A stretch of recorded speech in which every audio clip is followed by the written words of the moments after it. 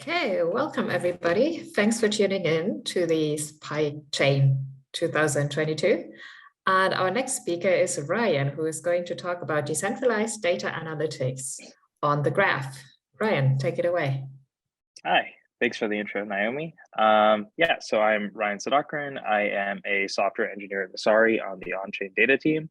And today we'll be talking about how to analyze and build upon OnChain data with Messari SubgraphKit, which is our Python library for handling on-chain data from the graph.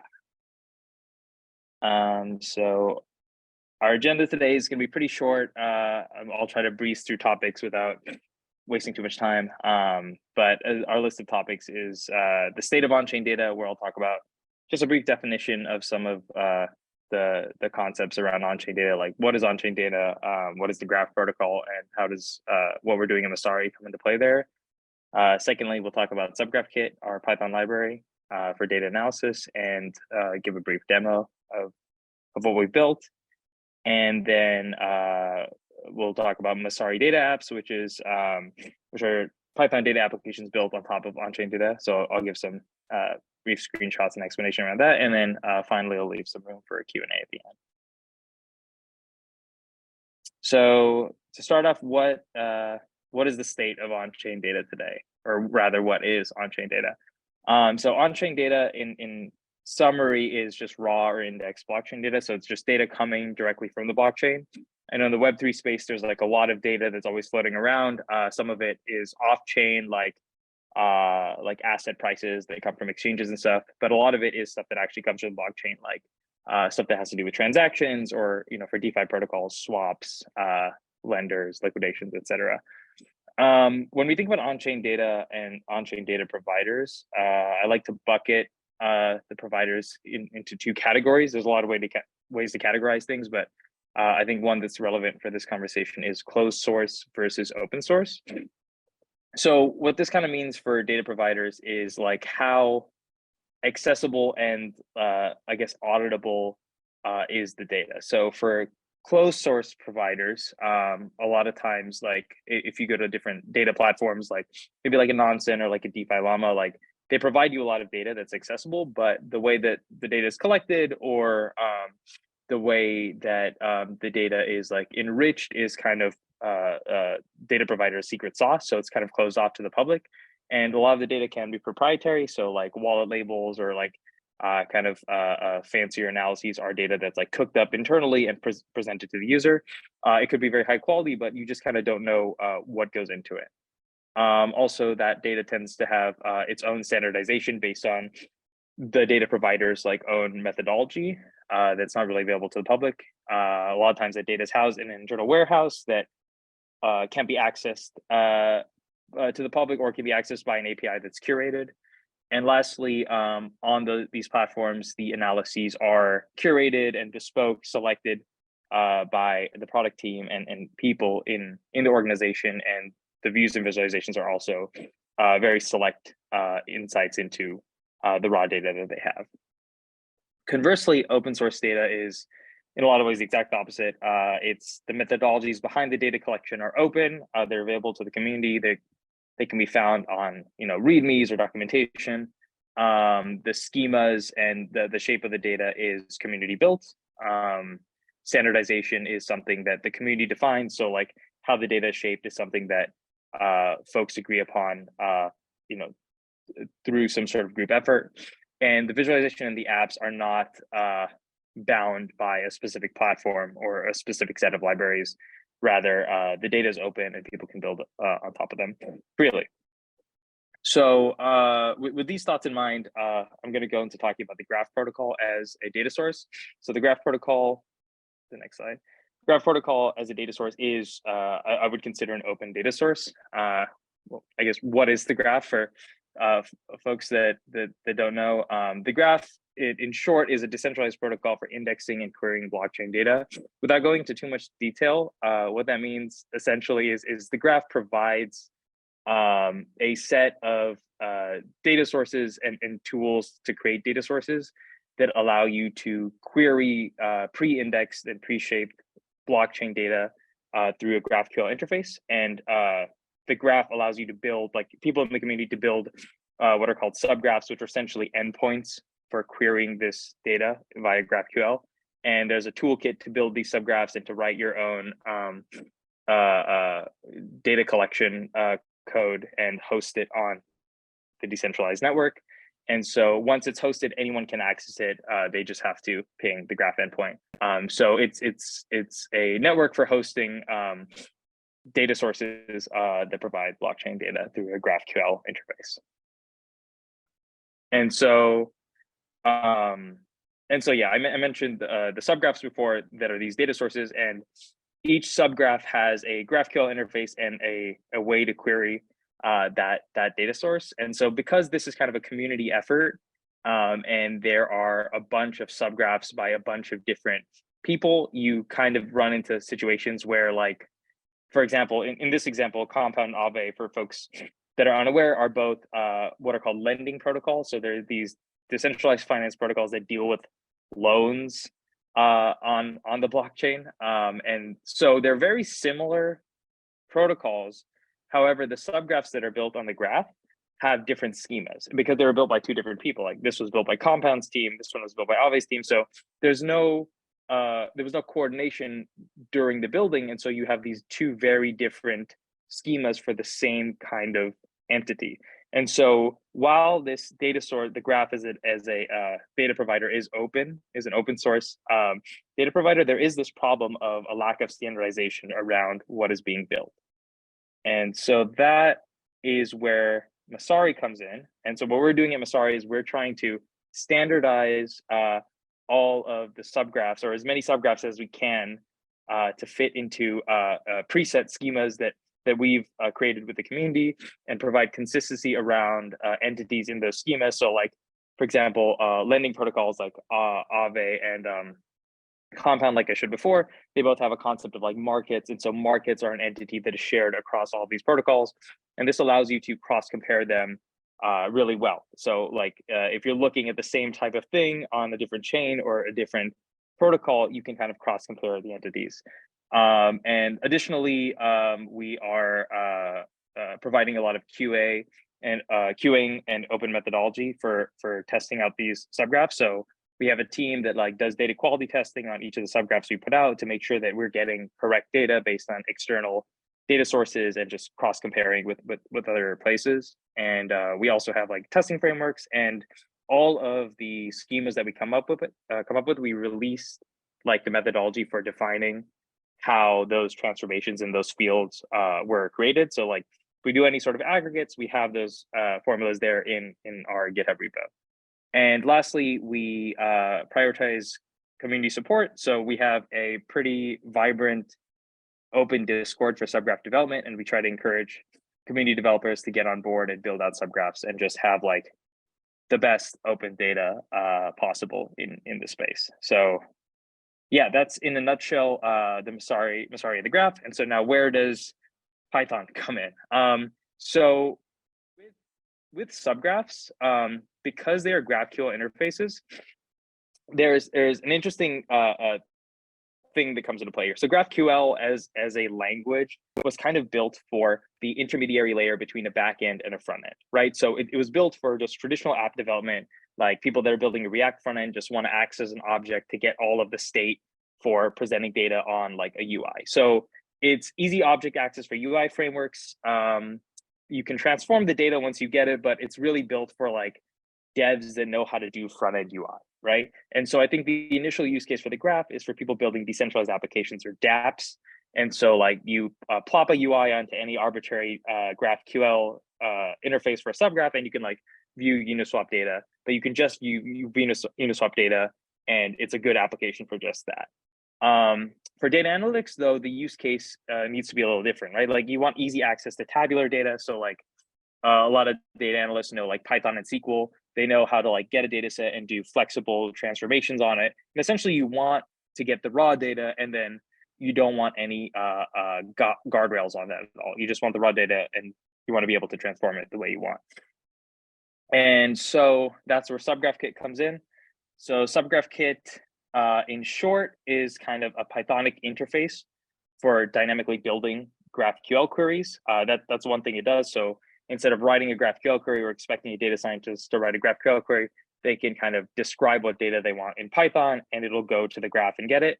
Additionally, it's kind of built around Messari standardized subgraphs. So it allows you some like nice syntactic sugar in, say, like querying a bunch of like protocols and getting aggregate stats over a bunch of different entities that share the same value. It automatically exports stuff into pandas, which is a very common data science framework used by data scientists and data analysts in Python. It provides you, when it's in Python, you can do flexible visualizations and reporting. And we also have integrations with Streamlit. So once you have the data, you can build data applications on top of it. I'll show some screenshots of the Streamlit stuff later for those of you to understand, to get a better picture. And yeah, once it's in the Python ecosystem, you can kind of do whatever you want, which is kind of great. To give you a better picture, I will go into a little demo. Let me switch out to a different screen. So this is a Jupyter notebook in VS Code. I have, just for the sake of pleasing the demo gods, I just have like the outputs loaded. So just trust me in that this is not something I faked. So this is a brief demo of some of the stuff you can do in SubgraphKit. So the first thing you do is just you initialize this SubgraphKit object. Once you have it initialized, you can check out all of the deployments that we have for our Messari subgraphs. So the deployments are essentially each line in this data frame is a Messari subgraph that you can access through SubgraphKit. And so each of the subgraphs has a bunch of parameters associated with it. Like you can see here, the schemas like lending protocols, and then different schema types and different descriptions on both the like DeFi protocol and the network it's on. And yeah, you can just access this kind of as a directory. Once you have, and say now you want to like get a specific subgraph. So if you want to get a specific subgraph, you just do SGK to get subgraph, pass in the subgraph slug that you would find in the deployments data frame. And once you do that, you get this subgraph object. Once you have the subgraph object, you can access all of the, what I wrote as plural entities. But essentially these map to the entities in GraphQL that you would be querying to get like a series of objects out of. So there's a bunch of entities associated with different schemas. I won't go into them in detail, but like for ApeSwap, which is a decentralized exchange, you can look at like swaps, withdrawals, deposits, all of these canonical things. And once you have the subgraph object, on the subgraph object, we implicitly load in all of those entities. And so you can just do dot and the name of any one of those entities, and it'll create an object called a query set. For those of you who might be familiar with Django, a query set is just kind of like an object that you can build a query on top of. So Django is a very popular Python framework. I borrowed a lot of syntax and concepts from that, from their ORM. And so the query set is used to like dynamically build stuff. So one very basic thing you can do with the query set is you can just say, once you have this swaps query set, you can say swaps.first5, and it's the equivalent of doing a GraphQL query where you just do first 5 of whatever entity, and you pull in the first 5 swaps. I think this might not be the first 5 based on time. You have to add an order by timestamp, but that's a GraphQL thing. And you can do as complex queries, like pretty much anything, any query you can do in GraphQL, you can do with SubgraphKit. The syntax is via method chaining. So this is very much like Django, where if you want to like filter something, you do .filter, and you can type in the field name and some sort of filter syntax. If you want to do an operation, you do __. The operation, we have a list. There's a list of operations you can do in GraphQL. And so whatever ones you can do in GraphQL, you can do here. And so here you're filtering. You're getting the lowest 10 USD swaps since 2021. So you have this token in. This address maps to the USDC contract. You're saying timestamp greater than or equal to this timestamp, which I looked up was, I think, January 2021. And you can select as many fields as you want from the entity, order by a field, and then filter down by the first 10, and you get a pandas data frame out. And so this is very basic stuff you could do with one subgraph. the cool stuff is what you can do with this query set object on multiple subgraphs and also multiple entities. So for example, say you don't just want swaps, say you want withdraws and deposits along with swaps on the same ape swap subgraph. Here you can do this dot entities method and pass in the fields or the entities that you want.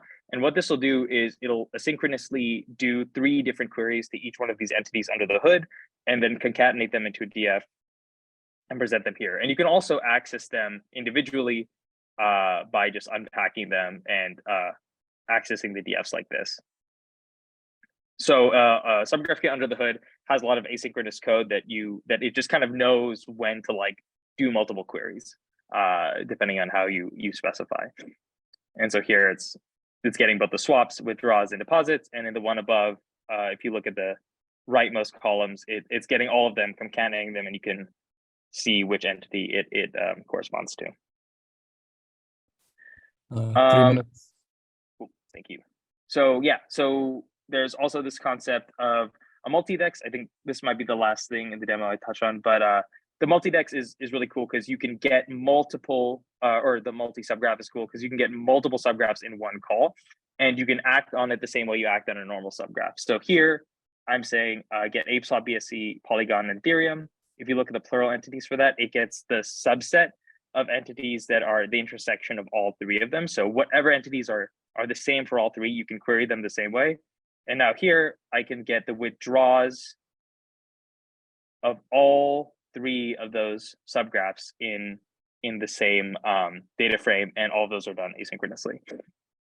And you can do the same thing here with get subgraphs by like passing in schema or status or these keywords that correspond to that deployments data frame I showed you earlier. And you can just pretty much say like, get me all lending subgraphs or get me all dexes that have the network Ethereum.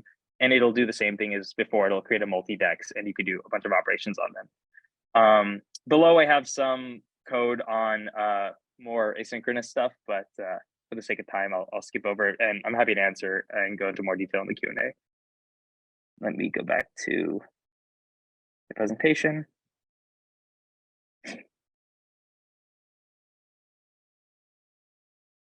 Okay, so this is the demo.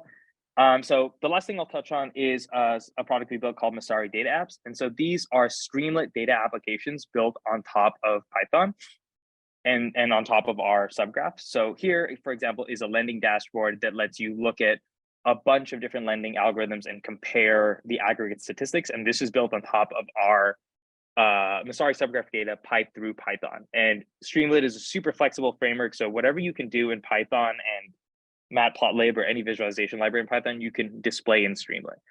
And we have a few screenshots for you. This is an example of sector fundamentals across dexes. And this is an explorer for NFT data that came from our NFT subgraph. And yeah, I mean, I think in summary, just to go over everything we went over really fast, on-chain data presents like a lot of opportunity, but also some problems. And so when we want to make on-chain data open source, we have to prioritize consistency and community owning and open visualizations. And so with Messari and The Graph, that's kind of what we're trying to do. So we're trying to make open source on-chain data consistent and have schemas across different entities. And we're also trying to unlock that data use case of analytics through SubgraphKit, and then having that data available for data scientists and analysts, and not just data app developers. And so for the future, we just hope to build more on top of that. And if any of you are interested, feel free to ask me more about it in the Q&A, and I'll hand out my email and more information if you want to learn more. Yeah, that's it from me. Thanks. Yeah, thank you so much. We will share the link to the face-to-face. So there have already been a few questions. So I'm sure if you look at the Discord, you can see them. And yeah, if you just join the face-to-face, then people will surely come and ask you questions. And I think it's very exciting what you're doing with Messari and building on the graph. So yeah, looking forward to see more of that. Great. Thanks a lot. Thanks for the opportunity. Yeah, thanks so much for being here.